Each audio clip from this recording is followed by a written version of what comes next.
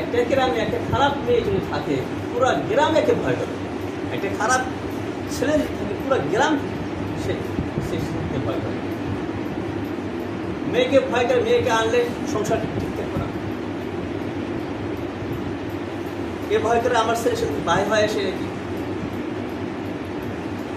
পরিষ্কার, সব পরিষ্কার। ছেলে যদি খারাপ থাকে আমার মেয়েকে বাহির করে নিয়ে যাবে কি? আমার মেয়ের সাথে খারাপ ঘটনা ঘটায় নাকি? গ্রামের ভিতরে একজন যদি কি ছেলে খারাপ থাকে, একজন মেয়ে যদি খারাপ থাকে, পুরো গ্রাম চিন্তা করে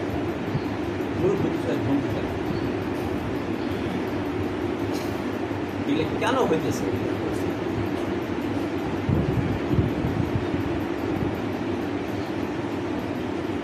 হওয়ার কারণ যে সময় মতো যে সকল ট্রিটমেন্ট করার প্রয়োজন ছিল ওই সকল ট্রিটমেন্ট করা হয়নি, যার ফলে পিতা মাতাও কি পরিষ্কার, পুরো গ্রাম কি পরিষ্কার, টেনশন।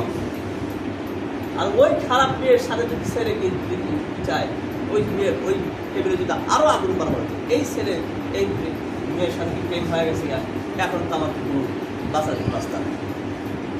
সে কত প্রকারের রাত দিন চেষ্টা করতেছে যে এই মেয়ের সাথে কেন কিভাবে আমার সম্পর্ক বিচ্ছেদ করা যায়।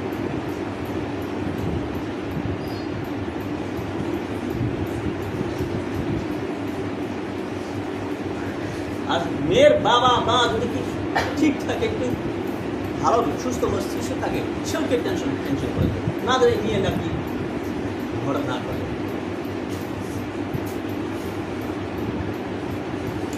কেন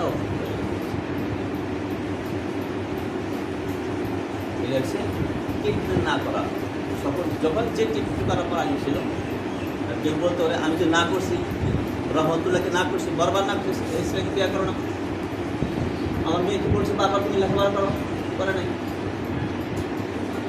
এখন যখনকার ট্রিটমেন্ট ওই সময় করতে হবে।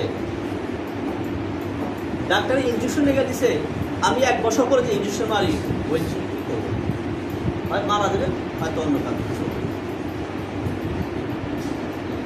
যখন যে সময় ট্রিটমেন্ট করা লাগে ওই সময় ট্রিটমেন্ট করা, ওই সময় ট্রিটমেন্ট না করা হয়, অন্য করা হয়, এই ট্রিটমেন্ট কাজ